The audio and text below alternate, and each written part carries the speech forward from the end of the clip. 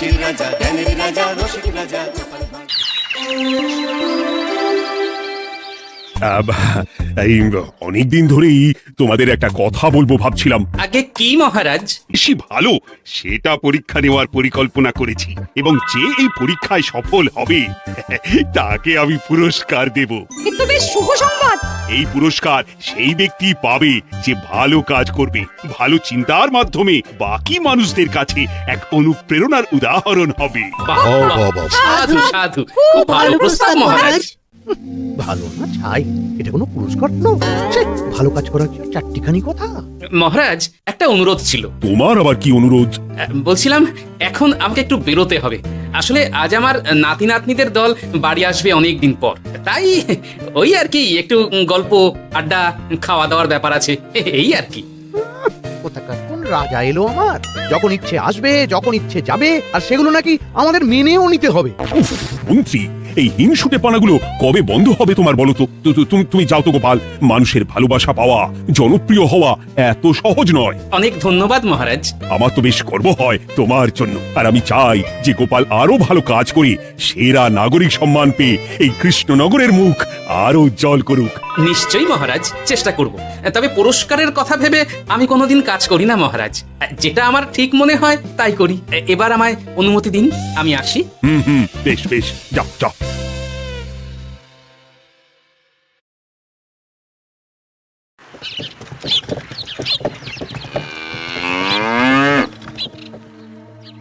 সেরা নাগরিক সম্মান সেটাও নাকি পাবে ওই গোপাল। বাবা, মহারাজের কি আদিক্ষেতা গোপালের প্রতি, দেখেও গা জ্বলে যায়। ও কি একাই আছে নাকি যে বেশি জনপ্রিয়? আমিও হব। হ্যাঁ, কি করি কি করি, যাই একটু গোপালের বাড়ি উঁকি মেরে দেখে আসি যে কি এমন মহান কাজ করে। ওদিরা, শরবতটা দারুণ হয়েছে গো। হ্যাঁ, প্রাণটা জুড়িয়ে গেল। আর একটু খাবি নাকি তোরা? না না গিন্নি, বেশি শরবত খেলে বাকি কিছু আর খেতে পারবো না। তুমি বরং ওই তরমুজ, জাম, যা যা ফল এনেছি সব এনে দাও। আচ্ছা আচ্ছা, সেই ভালো। আজকের দিনটা পুরো জমে গেল, মানে কোনো তুলনা হয় না। সে আর বলতে, গোপাল দাদুর জায়গা কেউ কোনোদিনও নিতে পারবে না। কয়জন দাদুকে দেখেছে ওরা জীবনে? এসব তো আমিও খাওয়াতে পারি, বেশি বাড়াবাড়ি। এই নে সোনারা আমার, তোদের জন্যই তো তোদের দাদু এসব এনেছে। হ্যাঁ, এই তোরা খা, কেমন লজ্জা করিস না কিন্তু। সে আর বলতে, দাদু তুমি এবার পরের গল্পটা বলো তো। কি ব্যাপার, মন্ত্রী মশাই হঠাৎ আড়ি পাচ্ছে কেন? কই গো দাদু, চুপ করে আছো যে? হ্যাঁ হ্যাঁ, বলছি। এবারে বুঝলি, এবারে তোদের একটা অন্যরকম গল্প বলবো। ধুর, আরে কি বলছে সব ঠিক করে শোনাও যাচ্ছে না। আর একটু ভালো করে উঁকি দি। কি মন্ত্রী মশাই, ধরা পড়ে গেলেন তো? ওই জন্যই বলে অতি কৌতূহল ভালো নয়। কিসের কৌতূহল শুনি, কিসের কৌতূহল? তুমি কি ভাবছিলে যে আমি আড়ি পাচ্ছিলাম? মোটেই না, মোটেই না। আমি একটা দরকারি জিনিস খুঁজতে খুঁজতে ভুল করে চলে এসেছি এখানে। হ্যাঁ। আপনি কত ধরনের ভুল করতে পারেন সেসব আমার জানা আছে মন্ত্রী মশাই। এখন আমি সব আপোষ করে নিচ্ছি। এরপর এমন হবে যে লোকে তোমাকে পাপোশ করেও পুজবে না। না, কেমন যেন ঠ্যাস মেরে কথাগুলো বলে গেলে মনে হচ্ছে। মন্ত্রী মশাই অমন করে রেগে গেলেন কেন গোপাল দাদু? আমিও তো সেটাই ভাবছি রে। যাকে সেসব বাদ দে, নে আমরা বরং গল্পে ফিরি। সেই ভালো।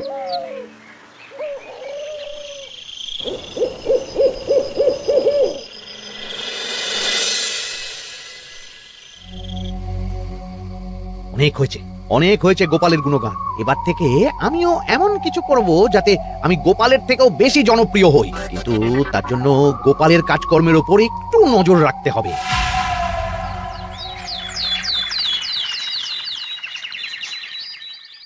শোন বটাঘটা, কয়েকদিন তোদের গোপালের ওপর পুরো নজর রাখতে হবে। গোপাল কিভাবে কি করছে, কেমন করে করছে, সব এসে আমাকে জানাবি তোরা। আচ্ছা মন্ত্রী মশাই, চিন্তা করবেন না। একেবারে গোপালের দিন পঞ্জিকা বানিয়ে দেব আপনাকে।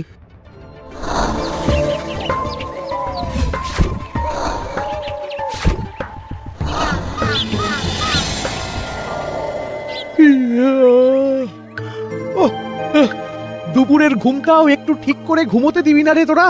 কি হয়েছে বল। আগে মন্ত্রীমশাই আপনিই তো বলেছিলেন। ঠিক আছে ওহো, বল কি হয়েছে। দেখে যা বুঝলাম গোপাল বড় উদার, পরোপকারীও। সে কাউকে ঠকায় না আর নিজেও ঠকে না। হ্যাঁ, সবাই তাকে খুব ভালোবাসে। হয়েছে বুঝেছি, এবার থাম তো। গোপাল পরোপকারী? হাহ, এতদিন ও ছিল, কিন্তু এবার আমার পালা।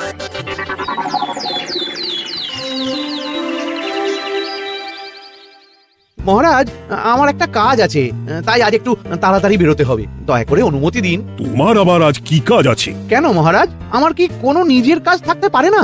আপনার যদি আমার উপর কোনো সন্দেহ থাকে, তাহলে আপনি নজর রাখতে পারেন। আহা মন্ত্রী, আমি কি সে কথা বলেছি একবারও? তাহলে এটা যদি গোপাল বলতো, তাহলে কি আপনি ওকে এত প্রশ্ন করতেন? এর মধ্যে আবার আমি আসছি কোথা থেকে? দেখছেন তো মহারাজ, কেমন আগ বাড়িয়ে ঝগড়া করতে আসে। ওহো, ঠিক আছে মন্ত্রী, তুমি যাও। ও কি, আবার কি হলো? প্রণাম করছো কেন? ভালো কাজ শুরু করার আগে আপনার আশীর্বাদ নিয়ে নিলাম মহারাজ। কিছু কি বুঝলেন মহারাজ? না, কি ব্যাপার বলো তো? কি সব ভালো কাজ শুরু করার কথা বললো শুধু? সেটাই তো, থেকে থেকে কি যে হয় বুঝি না।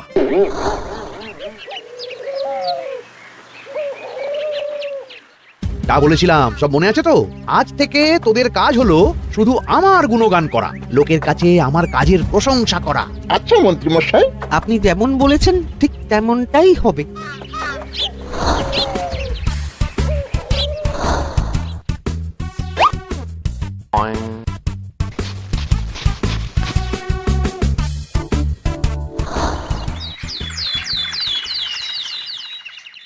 সত্যি কথা, মন্ত্রী মশাই মতো আর ভালো মানুষ হয় না।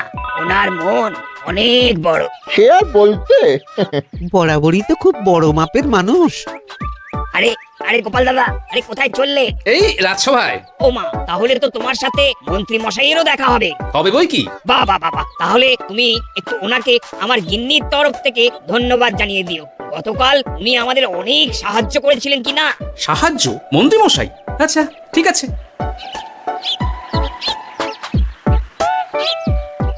কিরে, কোথায় যাওয়া হচ্ছে সব? আজকাল তো তোদের দেখতেই পাওয়া যায় না। বাড়িতেও গল্প শুনতে আসিস না তোরা। কি করে যাবো বলো তো গোপাল দাদু, সময় হয় না তো। সে কি কথা? খুব চাপ চলছে নাকি? না না, সে কথা নয়। আসলে মন্ত্রী মশাইয়ের বাড়িতে একবার ঢুকলে খাওয়া দাওয়া গল্প খেলা সবকিছু সেরে বেরোতে বেরোতেই অনেক দেরি হয়ে যায়, তাই আর তোমার বাড়িতে যাওয়ার সময় হয় না। মন্ত্রী মশাইয়ের বাড়ি? ও, মন্ত্রী মশাই মনে হয় ভালোই সবার মনে জায়গা করে নিচ্ছে। যাকে ভালো কথা, সবার ভালো হলেই ভালো। তা মন্ত্রী, চারপাশ থেকে তো তোমার নামে বেশ ভালো ভালো কথাই শুনছি। খুব ভালো। এইভাবেই মানুষের পাশে থাকো সব সময়। এখন তো গোপালের থেকেও সবার মুখে তোমার নামই আগে আসে। বেশ হয়েছে, এটাই তো চাইছিলাম। গোপালকে ছাপিয়ে গেল মন্ত্রীর কাজ, সকলের মুখে তাই ওর নাম আজ। ওকে গোপাল, তুমি এত চুপচাপ কেন? সবাই এখন আমায় বেশি ভালোবাসে, এতে কি তোমার কোনো অসুবিধা হচ্ছে গোপাল? অসুবিধা? কি যে বলেন মন্ত্রী মশাই, এটা তো খুব ভালো কথা। তবে কি বলুন তো, মানুষ যত তাড়াতাড়ি মাথায় তোলে, কিছু হলে ঠিক তত তাড়াতাড়ি মাথা থেকে নামিয়ে দেয়। মানে কি বলতে চাইছো? না, তেমন কিছু না, ওই নিজের জায়গাটা ধরে রাখাটাই আসল। সত্যি কথা বলেছো গোপাল, এক দুদিনে রাতারাতি কিছু অর্জন করা যায় না। যাই হোক, সভা আজ এখানেই শেষ করলাম। না, এখন আর কারোরই আমাকে প্রয়োজন নেই মনে হয়। সবাই তো মন্ত্রীমশাইয়েরই জয়গান করছে, তবু যেন কেমন খটকা লাগছে আমার। ধুর, এত ভেবে কাজ নেই। ভোলা ময়রার দোকান থেকে বরং কটা রসগোল্লা কিনে নিয়ে যাই। ওই গো, আমাকে গোটা 10 রসগোল্লা দাও তো। রসগোল্লা তো হবে না। কি হবে না? এই তো সামনে রাখা দেখতে পাচ্ছি। ওগুলো ওই মন্ত্রী মশাইয়ের জন্য রাখা আছে। ওগুলো ছাড়া তুমি অন্য কিছু বলো, আমি দিচ্ছি। না থাক, কিছু লাগবে না।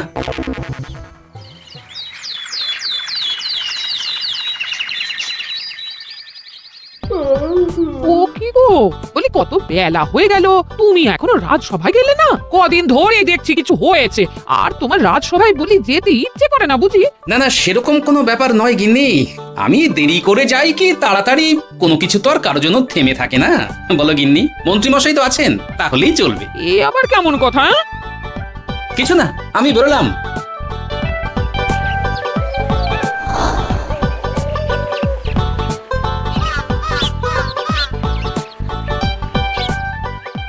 কিরে তোরা সব এখানে দাঁড়িয়ে কেন? আমরা সব পরীক্ষায় শূন্য পেয়েছি, তাই আমাদের শাস্তি দিয়েছে। আসলে আমরা এতদিন কোনো পড়াশোনা করিনি তো বাড়িতে, পুরো সময়টা শুধু ওই মন্ত্রী মশাইয়ের বাড়িতে মজা করে কাটিয়েছি, তাই এমন হয়েছে। তা নিজের ভুলটা যে বুঝতে পেরেছিস এটাই অনেক। এই কারণেই বলে নিজের কাজ নিজেকেই করতে হয়, বুঝলি? এরপর মন দিয়ে পড়াশোনা করবি, সব ঠিক হয়ে যাবে।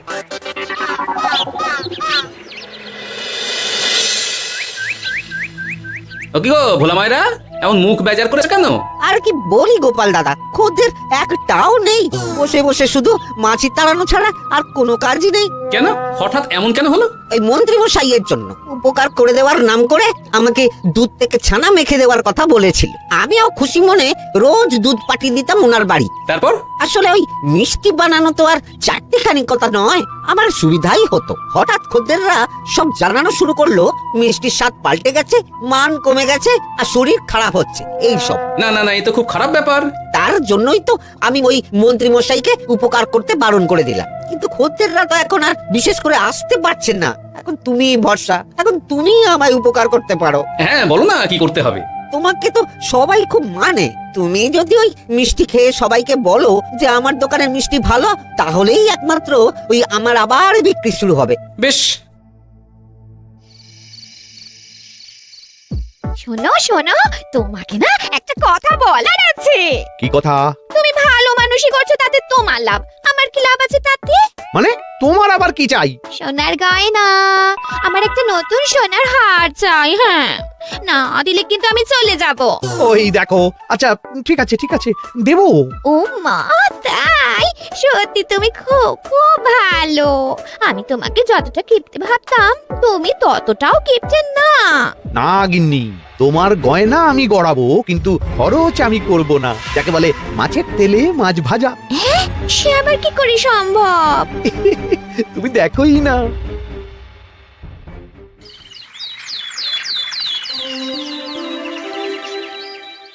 মহারাজ, আপনার কাছে একটা অনুরোধ ছিল। হ্যাঁ বলো না। এই আগামী সপ্তাহে আমি সকলকে বিনামূল্যে বস্ত্র ও খাদ্য সামগ্রী বিতরণ করতে চাই, আর তার জন্য আমার ইচ্ছা যে আপনি সেখানে প্রধান অতিথি হয়ে আসুন। বাহ বাহ বাহ, এ তো ভারী উত্তম প্রস্তাব, নিশ্চয়ই যাব। অনেক ধন্যবাদ, এ তো আমার পরম সৌভাগ্য মহারাজ। কি খুশি তাহলে? এই আরেকটা কথা, মানে বুঝতেই তো পারছেন অনেক খরচ, তাই অল্প পরিমাণ যদি মোহর, মানে আপনার যেটা ভালো মনে হয়। বুঝেছি বুঝেছি, আর বলতে হবে না। আপনি মহান মহারাজ, আজকে বুঝতে পারলাম আপনি সকলকেই সমান চোখে দেখেন। কি হয়েছে গো, তোমরা সকলে এখানে? বড় বিপদে পড়ে এসেছি গো দাদা। কি হয়েছে একটু খুলে বলো দেখি। মন্ত্রী মশাইয়ের অতি উপকারের ঠেলায় আমাদের সকলেরই বড় সমস্যা দেখা দিয়েছে। প্রথম প্রথম বুঝতে পারিনি, কিন্তু এখন বুঝতে পারছি। দয়া করে কিছু একটা করো গোপাল দাদা। বুঝলাম, ঠিক আছে, আমি দেখি কি করতে পারি। যা বুঝছি, কিছু একটা করে মন্ত্রীমশাইয়ের উপকার থেকে সকলকে বাঁচাতেই হবে। কিন্তু কি করি? পেয়েছি উপায়। সামনেই বস্ত্র ও খাদ্য সামগ্রী বিতরণের অনুষ্ঠান করবে বলেছে না? ওটাতেই কিছু একটা করতে হবে। যা বললাম তাহলে বুঝলি তো? ভালো করে মন্ত্রীর উপর নজর রেখে আমাকে সবটা জানা। হ্যাঁ গোপাল দাদু, কোনো চিন্তা করো না, মন্ত্রী মশাইয়ের আসল রূপ সামনে আসবেই। এই নে আগাম কিছু মোহর, সামনের অনুষ্ঠানের জন্য সব থেকে খারাপ মানের কাপড় ও আনাজপাতির বায়না দিয়ে আসবি। বাকি যেটুকু দাম থাকে সেটা আমি অনুষ্ঠানের দিন দিয়ে দেবো। আচ্ছা মন্ত্রী মশাই। মন্ত্রী মশাইয়ের চালাকিটা একবার দেখলি? বিতরণের নাম করে সব খারাপ জিনিসগুলো বিতরণ করার তালে আছে। খুব ভালো কাজ করেছিস। এখন বরং তোরা যা, আমাকে একটু বেরোতে হবে বুঝলি। আচ্ছা দাদু। তুমি সত্যি বলছো গোপাল? এত বড় বিশ্বাসঘাতকতা! আমার থেকে মোহর নিয়ে, আমার হাত থেকে উপহার নিয়ে আমার প্রজাতিরই ঠকানো। এখনই তাহলে ওই মন্ত্রীকে ডেকে এনে শাস্তি দেওয়া হোক। না মহারাজ, মন্ত্রী মশাই যে শুধু আপনাকে ঠকিয়েছে তা নয়, মানুষের ভালোবাসারও দাম রাখেনি। সবকিছু সবার সামনে হোক। মন্ত্রী মশাইকে কি করে ফাঁদে ফেলতে হয় সে ব্যবস্থা আমি করে ফেলেছি মহারাজ।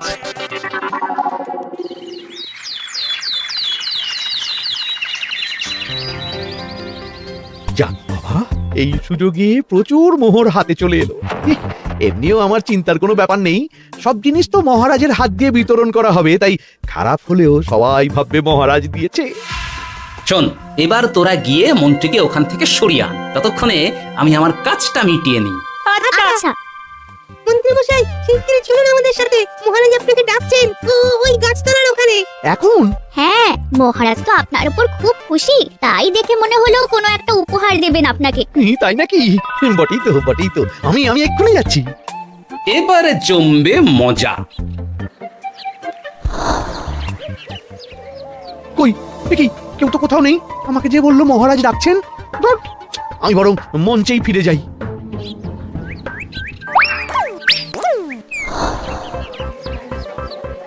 মন্ত্রীমশাই, আমরা চলে এসেছি।